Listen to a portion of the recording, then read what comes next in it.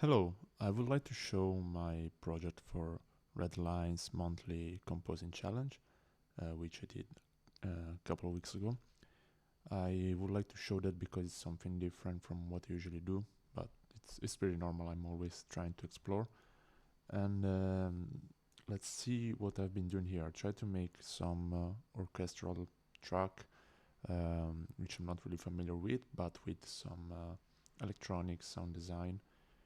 And I would like to go through the plugins that I use, the instruments, because I found some pretty cool stuff in here, which I might reuse again in other tracks. So the tracks open with this sort of pads, which I took from Spitfire Audio, and it's called Labs. There's various presets, and I'm not really sure what it's doing, what instruments it is, but it sounds cool. And then you have an ARP, which I took again from Spitfire. These are all free plugins, and it's the BBC Symphony Orchestra. And as you may see here, I've used it for many instruments. Here I have violin, and later I will have brass, all taken from here, which actually simulates an orchestra, and it's pretty cool. These are really good samples. After the ARP comes in, I start throwing in, actually already in the ARP, I am throwing in some electronic part, because if you see here, I actually have two tracks, which I just made for mixing purposes, but in general, previously it was just one track with three different chains. One should be the dry one, I call it ozone, but it should be dry. Then there is an echo, and finally we have this Endless Arctic, which is playing here. Endless Arctic is a pretty cool, what's it called, hybrid reverb, which uses a regular reverb and a convolution reverb. And I added some Max for Live effect here, which is the blips. If you just hear the Endless Arctic, it sounds like this. Just like, it does sound like Endless Arctic. And then you can add the blips, which does some kind of drops here and there.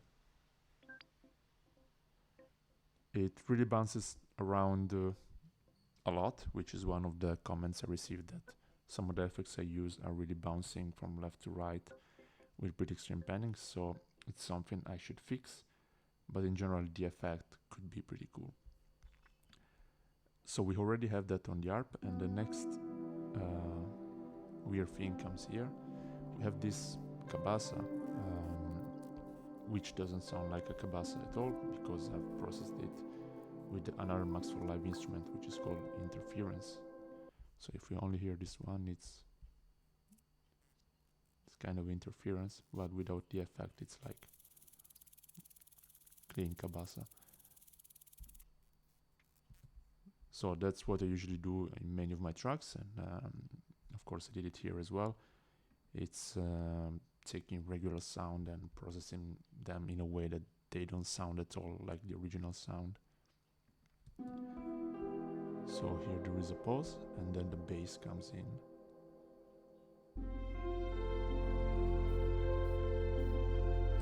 The bass is actually the most simple bass you could think of. So it's made with operator. It has a fixed frequency, which matches the frequency of the root note of the chord that is being played. One thing I didn't mention, the challenge of this composing jam was to make a whole track without ever repeating the same chord progression. And in fact, here I used the bass, which is just playing the root note, not only of the chord but of the scale which I'm in, and I actually made it modulate according to which scale I'm playing in, to which key I'm playing in a specific part of the track. And this is just sine wave, but I apply some heavy saturation on it to make it sound fuller, and then it has the LFO is modulating the wave. In fact, you can see here that it's moving over time, so the saturation changes. There is a shifter which moves the pitch of the bass over time, again with an LFO, and then just some EQ to reduce a bit the mids, because it gets really powerful with this saturator, and I didn't want it to be too loud in the mids. And the imager was just to check that it was not doing weird stuff in the low end, and it's still mono. So if we just hear the bass, you hear that it's really a sine wave distorted, and then it changes pitch here according to the key change in the chords. There are many key changes because, of course, I didn't want to repeat the same progression over and over. So here it will be doing something.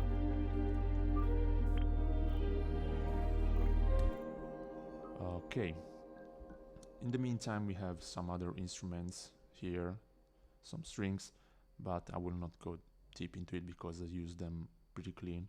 I didn't apply much processing on them because that's some skill that I don't have yet. I just use this sample as clean as they are because they sound beautiful, so there's no reason to change them. Then some weird vocals come in. This is a vocal sample which I made from a track, and I chopped it and played some random parts. And made it go through this spectral delay. I don't know what it actually does, but it sounds cool. And then there is the reverb, which makes it even weirder, and I like it.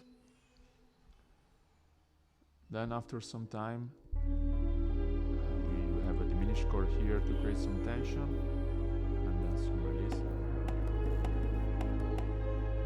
For this release we have an African percussion coming, which is again a loop which I sliced and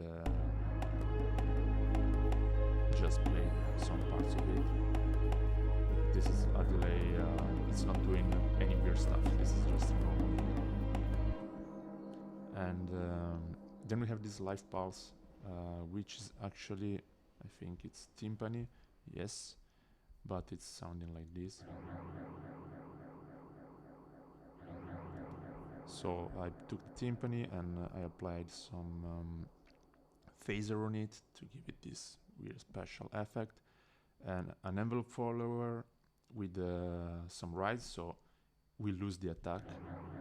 It actually volume raises after the attack has been kicked, so it doesn't really sound like a timpani, otherwise it would sound like this. Oh, it doesn't sound at all without the... Okay, it will sound like this. You hear that it does this stronger attack, but with the envelope follower we are actually smoothing that. And then we have again two chains, one for the echo, and this one is band echo. I don't even remember what it does. Ah, okay.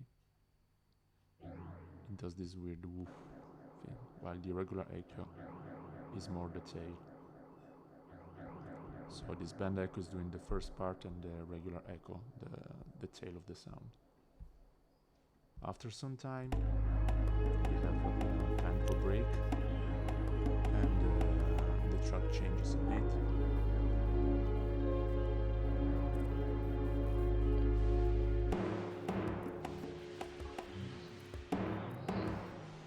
Now we have this clean timpani just doing its job.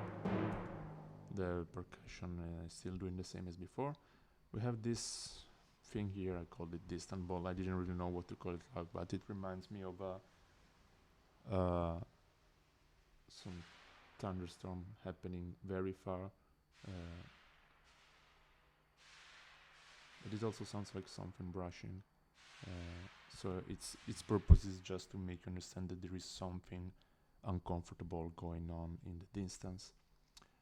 And at the same time here I replaced the voice. It's actually the same sample, but this time it's going through a granulator, and it's like playing a male voice compared to the previous one, which was more feminine. Granulator is pretty cool for doing this kind of thing. And then again we have the same spectral delay and the same reverb. So this part should be kinda unsettling, like something heavy is about to happen. Then there is another change.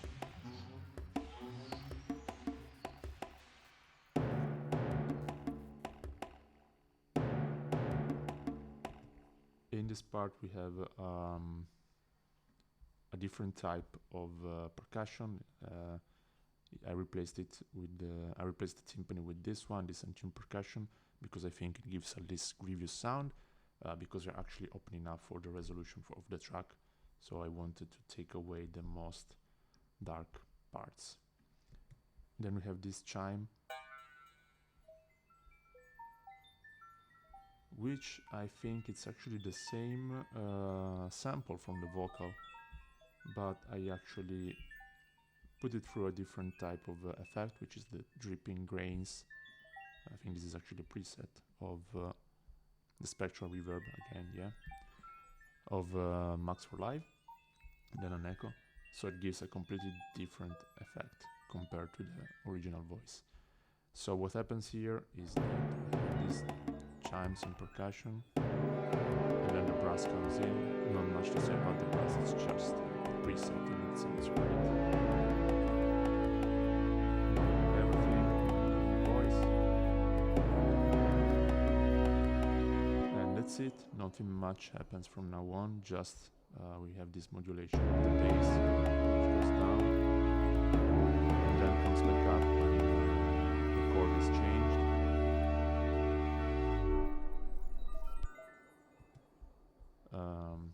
Cool, so this one is actually the unmixed version, because for the mixed part I actually bumped all the tracks, I made stems, and I mixed them in a different project. So it will look like this. I'm not sure whether this was a good choice for this project. Well, I didn't have much time for mixing, but I couldn't fix some of the issues, like the extreme panning which you have on some of the sounds, as you can see here. But still, it came out pretty well. As I said, this is not my cup of tea. I'm not making orchestral stuff usually, but it's using this kind of sounds. I felt that even I, with this little amount of experience, could do something that sounds cool. So if you need anything, if you need any help with the plugins, or you want any of the sounds that I used, any of the stems, just let me know. I can share anything with you. So thanks for listening.